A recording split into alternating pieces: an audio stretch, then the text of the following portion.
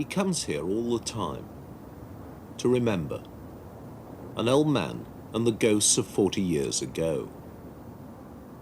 He knew them. They were young together, and they're buried near his home. 52 of them. Like him, they were in the French resistance. They died, he lived. The Gestapo pulled out his teeth one by one with a pair of pliers. They brought the others here and shot them. His name is Raymond Basset. He's 75. He lives in the Rhone Valley near the city of Lyon. And at long last, Basset is to have his revenge. Klaus Barbie is back in France. The butcher of Lyon is to stand trial for his crimes. At the age of 29, he was the Gestapo's intelligence commander with the job of breaking the French resistance movement. At the age of 69, they've locked him up in the place where he tried to do it. Montluc military prison, where they put Barbie in a cell after his extradition from Bolivia. During the war, it was the Gestapo headquarters. When Barbie was last here, 15,000 were arrested. 4,000 were murdered. 7,500 were deported to death camps in Germany. And Barbie is blamed for all of it.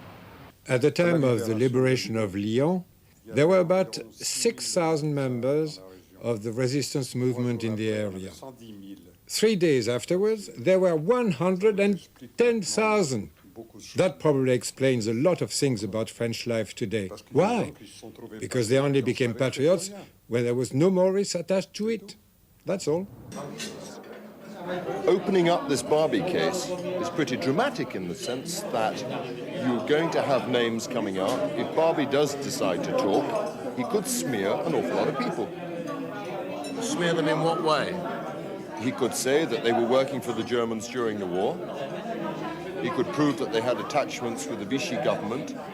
It doesn't matter what names he uses. If he's rather cunning about it, he can use any name. The mud will stick. And what people are slightly frightened about in one sense is that he'll sing a lot of mud because he's got nothing left to lose. Now, the second aspect of that is really the tearjerker. You've got kids who saw their fathers taken away to be tortured by Barbie. You saw people who were shipped off to Germany who never returned. They are the militant group now. They're also the age of which people are politicians. You know, if you think of a kid who was 7, 10 during the war, he's just getting to the age where he has a voice to say in local politics. It's becoming a local and pretty national political issue because of that, because they're using that sort of movement. And then you've got the third generation in France who really weren't even born, who are judging this as almost on a humanitarian basis. Should somebody, 40 years after the war, be made responsible for what he's always maintained were orders that he were given to execute? For the old, for those who suffered, Barbie never really went away. It's all still here. The battleground where the resistance fought the occupying German army through the alleyways of the old city. The same streets, the same buildings. For every Frenchman who fought the Germans, another Frenchman helped them. In particular, the survivors want the name of the person who betrayed Jean Moulin, greatest of all the French resistance leaders, who was arrested in Lyon after a tip-off. Barbie tortured Moulin. At the trial, they'll allege he killed him. What is he going to say? Who is he going to denounce? If he denounces someone, how can you prove that Barbie is right? I would have personally killed him 35 years ago. Now, it's the role of justice to deal with this man. It is not my job. For others, like André Signol, for the next generation damaged by what Barbie did, the trial would bring more pain than vengeance.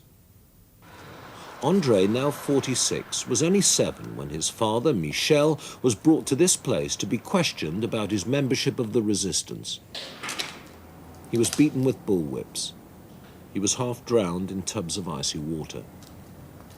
Barbie pulled out finger and toenails. It went on for 4 days. Michel wouldn't talk. He wouldn't betray his comrades. As far as Klaus Barbie goes, I think this man should be dead. He has never expressed any regret at all for his actions. So, he goes on enjoying life, and he has hope. That is completely abnormal. The trial is absolutely necessary to teach the younger generation about what happened.